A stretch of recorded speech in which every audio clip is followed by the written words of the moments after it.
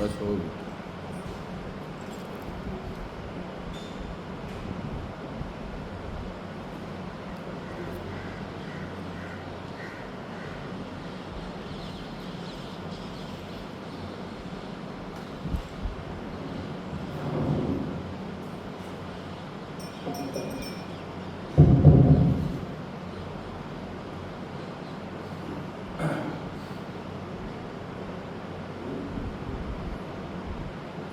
हरि ओम नमो स्वनंताय सहस्रनुतये सहस्रपादाकिशिरोरुबावे सहस्रनाम्ने पुरुषाय शाश्वते सहस्रकोटिधारिणे नमः। नमः कमलनाभाय नमस्ते तरसायिने नमस्ते केशवानंद वासुदेव नमोस्तुते। वासना वासुदेवस्य वासितं भुवनत्रयम् सर्वभूतनिवासोऽसि वासुदेव नमोस्तुते।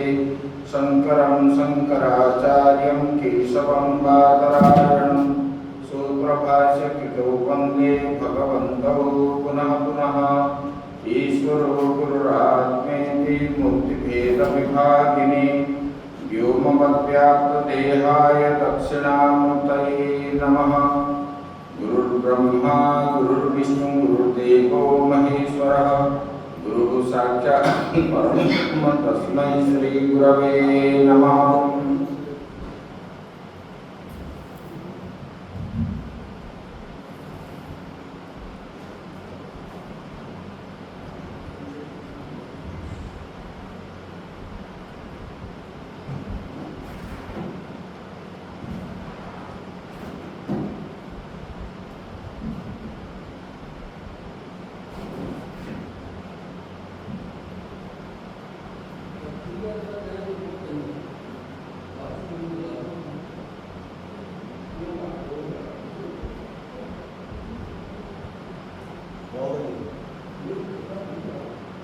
रामचरण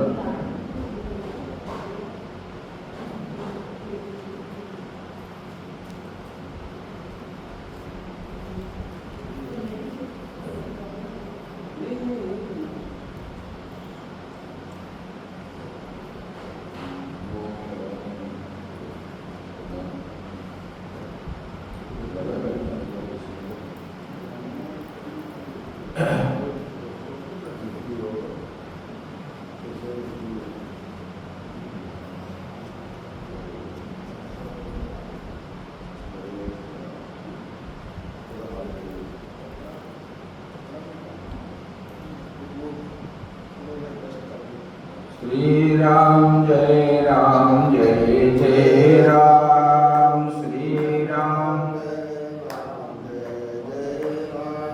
श्री राम जय जय राम। श्री राम श्री राम जय जय राम। श्री राम जय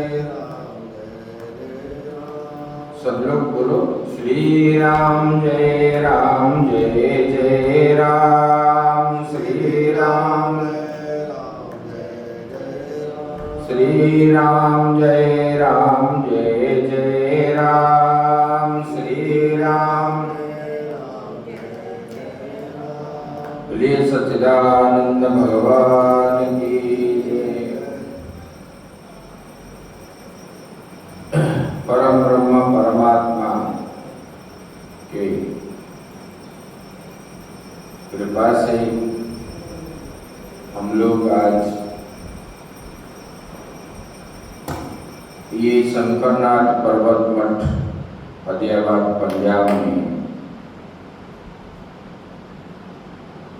आज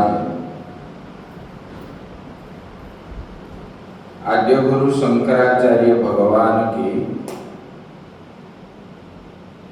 जयंती तिथि में हम भगवान का आज पूजन की उसी उपलक्ष्य में हम जो है इस संस्था के संस्थापक के श्री चरणों में सत सत नमन।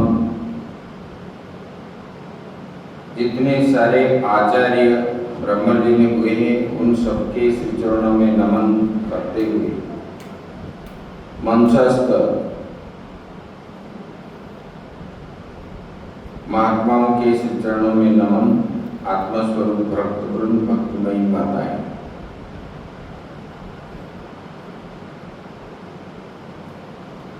आज हम लोग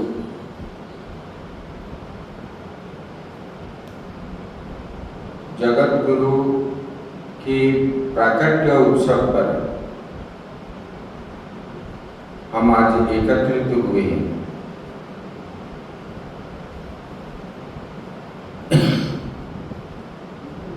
जिनके द्वारा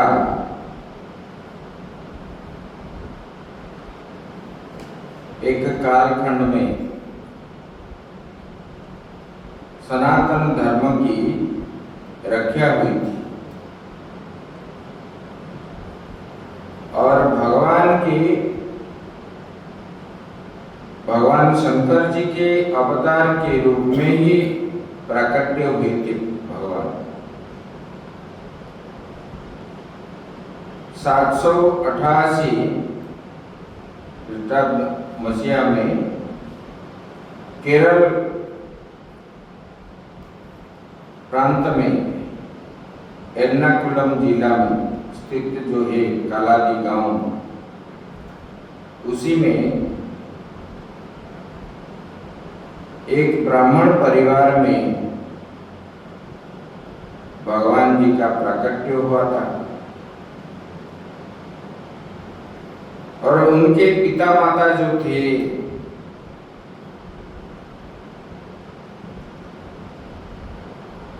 संतानहीन थे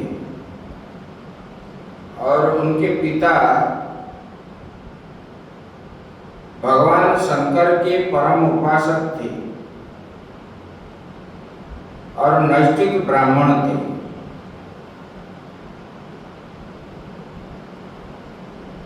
उन्होंने बड़े विद्वान थे और कठोर जो है भगवान का पूजन किया। तब भगवान शंकर जी उनके पूजा में संतुष्ट होकर के उन्होंने उनको जो है वर प्रदान किया। जब प्रकट हुए उनके सामने, बोले मांगो पर जो मांगना है। बोले कि भगवान मुझे कुछ नहीं चाहिए, मेरा वंश रक्षा करने के लिए मुझे एक पुत्र चाहिए। भगवान शंकर जी बोले दीर्घजीवी चाहिए या कम जीवी चाहिए। बोले कि अगर दीर्घजीवी चाहोगे तो मूर्ख बनेगा और अल्पजीवी देखोगे तो वो विद्वान होगा और पूरे संसार में ये नाम रखेगा।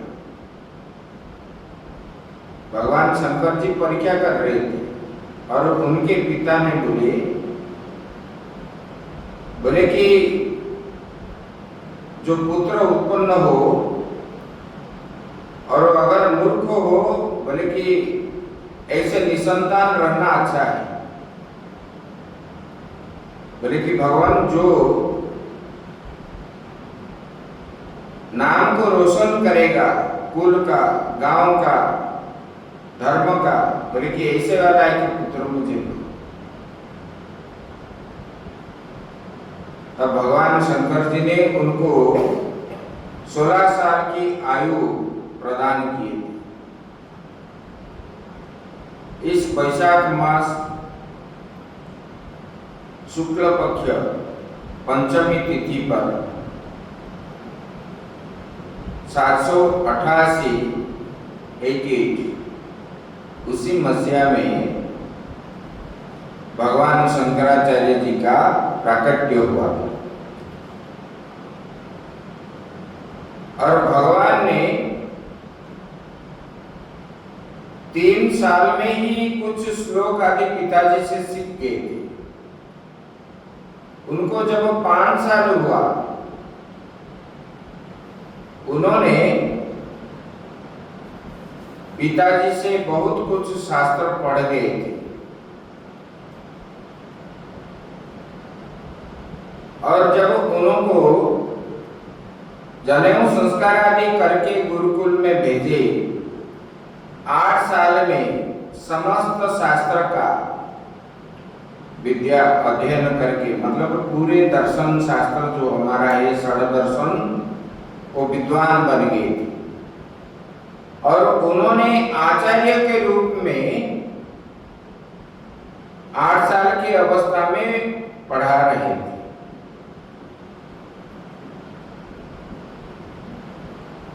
और वहां के राजा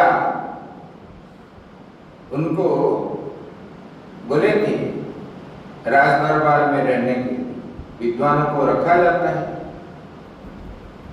भगवान शंकराचार्य जी ने उनको प्रत्याख्यान किए थे, गए नहीं। और फिर उनके मन में आया तो माताजी को, एक दिन माताजी के साथ उन्होंने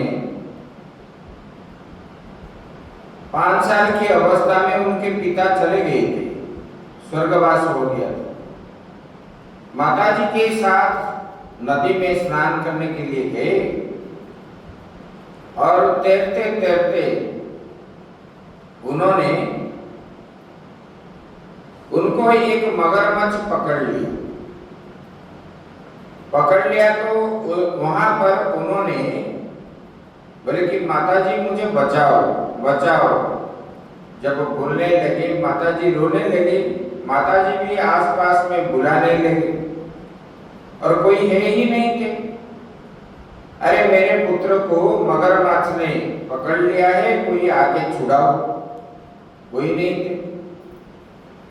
माताजी को भगवान ने बोले कुछ समय के बाद, बोले कि माताजी आप अगर मुझे महात्मा बना दोगे तो ये मगरमच्छ छोड़ देगा। तब जो बोले, माताजी सोचने लगे अगर ये महात्मा बन जाएगा तो कम से कम ये तो जीवित रहेगा, भले ही महात्मा बन जाए, मेरे पास ना रहे। बोले कि ठीक है। तब भगवान शंकराचार्य जी को मगरमच्छ ने छोड़ दिया। फिर उन्होंने उधर से आने लगे और माताजी ने उनको जो है, थे तो ही ब्रह्मचारी, और उनको विदाई दी। बोले कि बेटा तू मेरा अकेला है, तू जाने से मुझे दुख नहीं है, लेकिन मेरे अंतिम समय में मेरा एक नियम है, मतलब ये आप ध्यान में रखना, अंतिम समय में आप मेरे पास रहना। बोले कि ठीक है माताजी, आप मुझे स्मरण करोगे, जिस दिन स्मरण करोगे उसी दिन ही मैं आ जाऊंगा। तब केरल राज्य से अकेले 8 साल के थे, नदी पर्वत जंगल अतिक्रमण करके पैदल पैदल जो है ओंकारेश्वर में पहुंचे।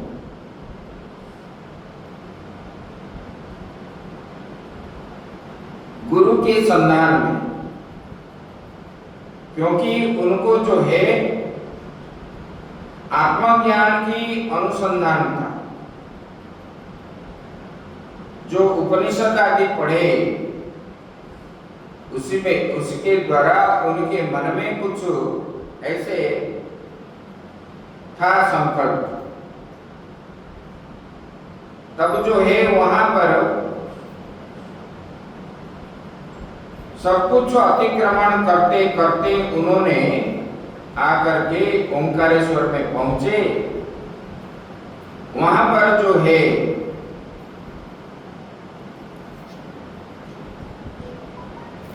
भगवान ने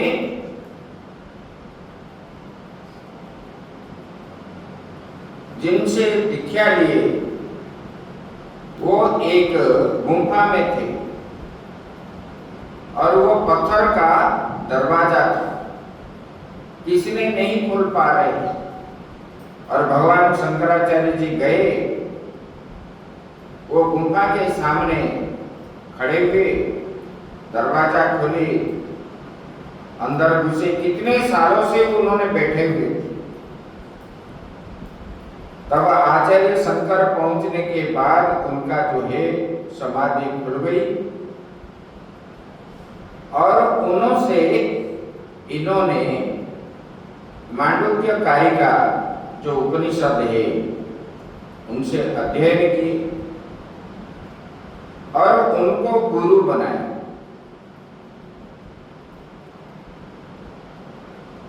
एक बार क्या हुआ, नर्मदा के किनारे आप जाओगे तो ओंकारेश्वर, वहां देखोगे एक गुफा है ओंकारेश्वर मंदिर में, और वहां पर वो रहते थे शंकराचार्य। जब बाढ़ आया तब उन्होंने एक छोटा सा बांस का टोकरी ली और नर्मदा के जल जो है उसी में प्रवेश किया, पूरे नर्मदा के जल के। और कहां गया किसको पता नहीं। इस प्रकार उनके पास विचक्षण बुद्धि थी।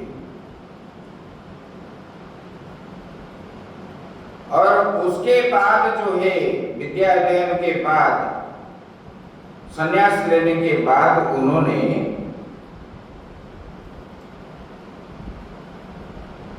हिमालय पर पहुंचे, चलते चलते पूरा।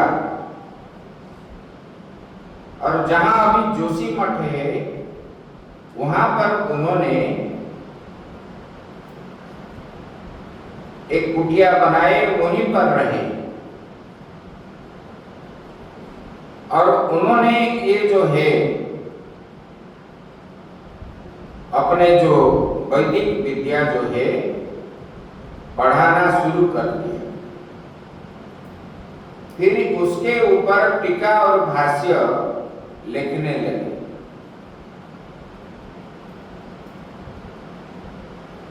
फिर उनको जो है स्वप्नादेश हुआ बद्रीनाथ भगवान का मंदिर के लिए।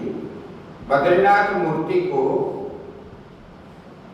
बौद्धिक वाले में मंदिर को तोड़ करके भगवान बद्रीनाथ को अलकानंदा में गिरा दिए थे। और आचार्य श्री ने वहां पर डुबकी लगा के अंदर नीचे जाके, क्योंकि अलकानंदा का गति जो है कितना प्रखर है बद्रीनाथ में, जो अभी उसमें गिरेगा उसको अता पता भी नहीं मिलेगा। और भगवान ने वहां पर डुबकी लगाई। उधर जो है बद्रीनाथ भगवान का मूर्ति को निकाले। अभी जो बद्रीनाथ भगवान का आप दर्शन कर रहे हो उनको ही ला करके आचार्य जी ने वहां पर स्थापना की, मंदिर भी बनाए और वहां पर रहे। उसके बाद उन्होंने पूरा भारत जो है परिक्रमा की। वेदांत शास्त्र का उसी समय अपने देश में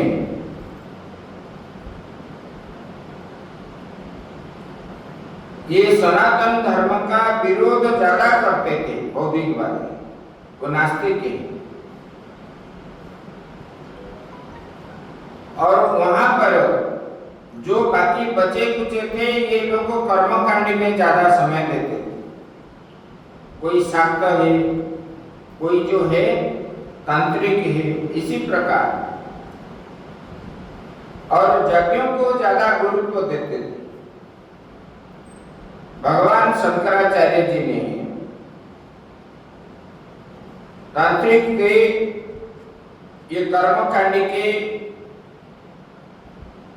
अच्छे अच्छे विद्वान बड़े बड़े तक जो है उन्होंने शास्त्रार्थ करके प्रतिपादन कर किया कि इस संसार में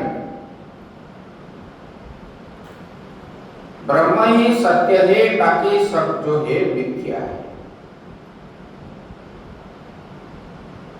ये भोग विलास व्यसन ये जो है, भगवान ने गीता ने भी भगवान श्री कृष्ण ने अर्जुन को उपदेश कर रहे हैं, बोले कि ना ये शरीर जन्म से पहले था, ना मरणांत के बाद रहता है, तो बीच में दिखाई पड़ता है। बोले कि इसी प्रकार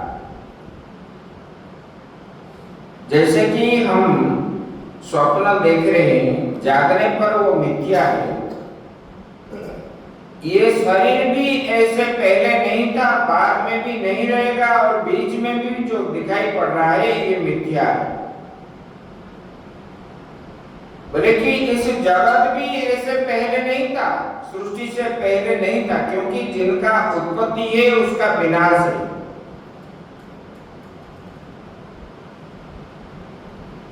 बोले कि ये संसार भी मिथ्या है, संसार के जितने सारे भोग विलास वस्तु आदि है ये सब विनाशशील है, इसलिए ये कोई भी सत्य नहीं है। ये सुख दुख आदि जो आपको अनुभव हो रहा है, लेकिन जब वो दुख आपको उत्पन्न हो रहा है उससे पहले था क्या? नहीं था। फिर जिस कारण के लिए आपको दुख हो रहा है, दुख भी कितना समय रहेगा, बाद में तो नहीं रहेगा ना, नहीं, तब जो है ये मिथ्या है। बोले कि ये सुख भी मिथ्या है, ये दुख भी मिथ्या है, इसलिए आप जो सुख दुख आपको मिल रहा है इसको सहन करो। बोले कि ये मिथ्या चीज है, बोले कि सत्य एक जो है परम ब्रह्म परमात्मा ही सत्य है, इसलिए उनका क्या करना चाहिए, उसी को ही ध्यान में रखते हुए उसका ही चिंतन करना चाहिए, मनन करना चाहिए। इसलिए भगवान ने बताए, बोले कि श्रोत्रोभ्य मंतव्य निदिध्यासितव्य, बोले कि इस शास्त्र को, ये वेद को तो ब्रह्म साक्षात्कार कैसे होगा? हम जैसे किसी कपड़े में दाग लगा हुआ है, बार बार हम उसी को साबुन लगा के घिसने पर छूटता है, इसी प्रकार बोले कि श्रवण करो, शास्त्र का श्रवण करो, और श्रवणार्थ क्या करोगे? बोले कि इसी को ही मनन करो, बार बार चिंतन में रखो मन में, और उसके बाद उनको जिद्दी करके यही परम ब्रह्म परमात्मा के ही सत्य है, बाकी ये जगत मिथ्या है। बोले कि मनन करने का समय जो है शास्त्रीय युक्ति से सबको मिथ्या ही मानो, वास्तव में वो है ही नहीं, और इनको सच मानने के कारण जादू जैसे दिख रहा है, ये हमको अभी दिख रहा है, कुछ दिनों के बाद ये दिखाई नहीं पड़ेगा, हम भी दिखाई नहीं पड़ेंगे। तो ये बीच में क्यों इसके पीछे हम दौड़ रहे हैं? बोले कि ये मृग तृष्णा जैसे, स्थल में जल बुद्धि जैसा है, बोले कि ये भ्रम है। बोले कि इसको बुद्धि के द्वारा निश्चय करके, बुद्धि को स्थिर करके अंतःकरण को, बोले कि कैसे ये स्थिर होगी? बोले कि असंग शस्त्रेण दृढ़ेन चित्वा, जो बोले कि ये विषय भोग के प्रति मन जो जाता है, बोले कि इसको कैसे? बोले कि असंग होकर के, किसके साथ? विषयों के साथ हमको जो इच्छा होती है, खाने का, पीने का, देखने का, सोने का, बोले कि ये सब संग छोड़ना है। बोले कि छोड़ करके तब जो है मन क्या छोड़ने से मन स्थिर रहेगा, और मन स्थिर होने पर ही परम ब्रह्म परमात्मा की प्राप्ति जीव को होगी। इसी प्रकार उन्होंने स्थापना की। भगवान शंकराचार्य ने पूरे भारतवर्ष में चारों दिशा पर 4 जो है धर्मपीठ का स्थापना किया, और उनको जो है तीर्थ के रूप में बना दिया। बोले कि लोग यहाँ पर जब आएंगे तब एक प्रांत दूसरे प्रांत के लोगों के साथ मिलेंगे, हमारा संबंध जो है भातृत्व भाव बना रहेगा, और धर्म का प्रचार भी होगा। बोले कि इस प्रकार भावना से देखो, कश्मीर से लेकर के कन्याकुमारी तक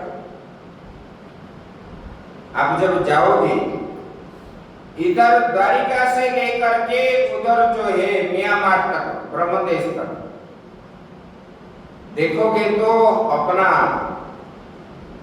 लोगों का आचार व्यवहार जो कर्म आदि करते हैं सब एक जैसा है, थोड़ा बहुत अंतर रहता है। और हम लोगों का ये मंत्र भी जो है वो भी एक ही है। यहाँ अलग पढ़ते वहां अलग पढ़ते ऐसा नहीं है,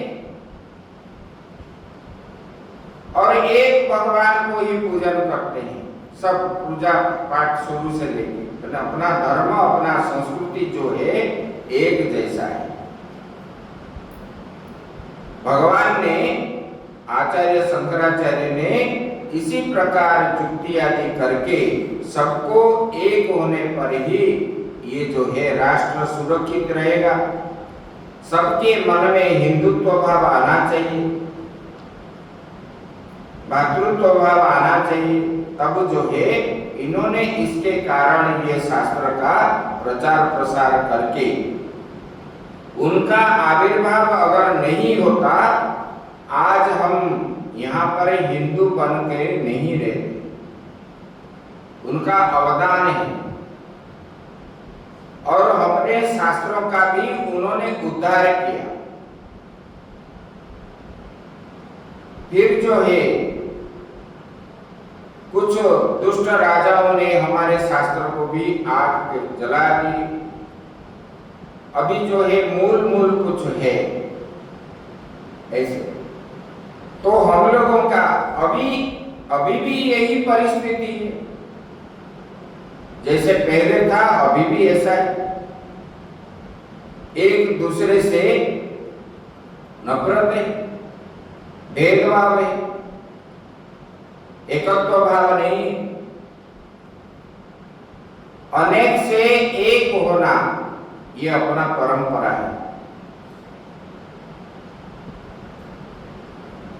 हम अगर एक दूसरे का छिद्र ढूंढेंगे तब कभी भी हम एक नहीं हो पाएंगे। पहले अपने अंदर गलतियां हम देखना चाहिए, दूसरे के देने से पहले। दूसरे को हम दोष देते हैं ना, पहले अपने को देखना चाहिए मेरे अंदर क्या कमी है, तब हम दूसरों को बोलेंगे। तो इस विचारधारा से हमारा मन बार बार लगे होने के कारण ही आज जो है हमारा धर्म के प्रति, शास्त्र के प्रति मन नहीं रहता।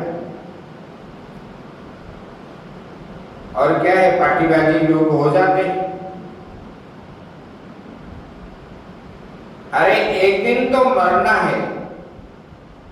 मान लो आपको कोई देश के राष्ट्रपति या राजा बना दिया, क्या आप राजा बन करके मरोगे? जब जाते समय वहां स्वर्ग में जाके राजा बन पाओगे? नहीं है। बोले कि यहाँ जितना चीज है सब यहाँ छोड़ करके जाना है, फिर लड़ाई किस बात की है? इस विचार को देखो, हमारा जो धर्म है शांत है, सरल है, इसलिए शास्त्र में वेद में बताया गया, बोले कि मां हिंसा सर्वभूतानां, किसी भी प्राणी के हो हिंसा मत करो, द्वेष मत करो।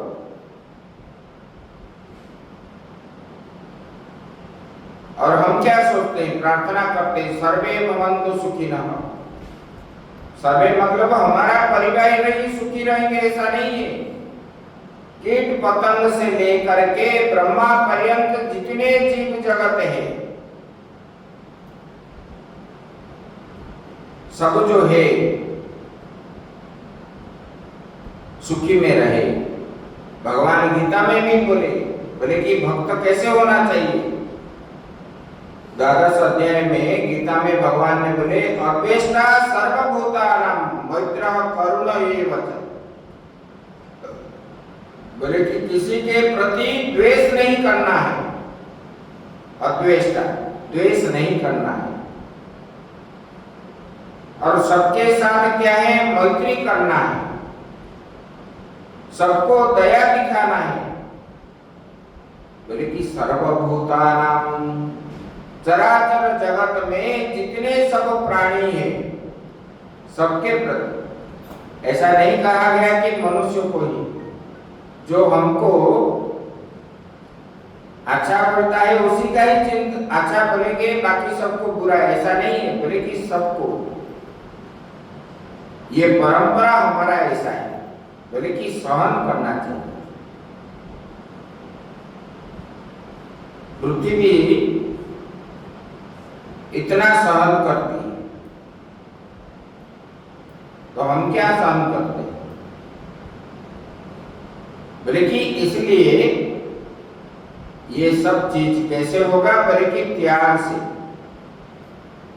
त्याग के द्वारा, सहन करने से ये सब चीजें हमको प्राप्त होगा। भगवान का आदर्श इसी प्रकार है। और जिन्होंने हमारे लिए विभिन्न प्रकार के स्तोत्र आदि बना करके ये संसार को मेरा बोलने से क्या होता है, ये भी भगवान ने पूरा बता दी। बोले कि अज्ञान के कारण जीव जो है अपने को जीव मानता है। भगवान शंकराचार्य जी ने बोले कि तू जीव नहीं है, शिवोहम शिवोहम। बोले कि ये जीव जो है ये शिव है। बोले कि अज्ञान के कारण, शरीर को अपना मानने के कारण, शरीर के प्रति तादात्म्य भाव होने के कारण ही ये जीव अपने को अज्ञानता के वश जीव मानता है। वास्तव में ये जीव क्या है? बोले कि ये ब्रह्म ही है, भगवान है।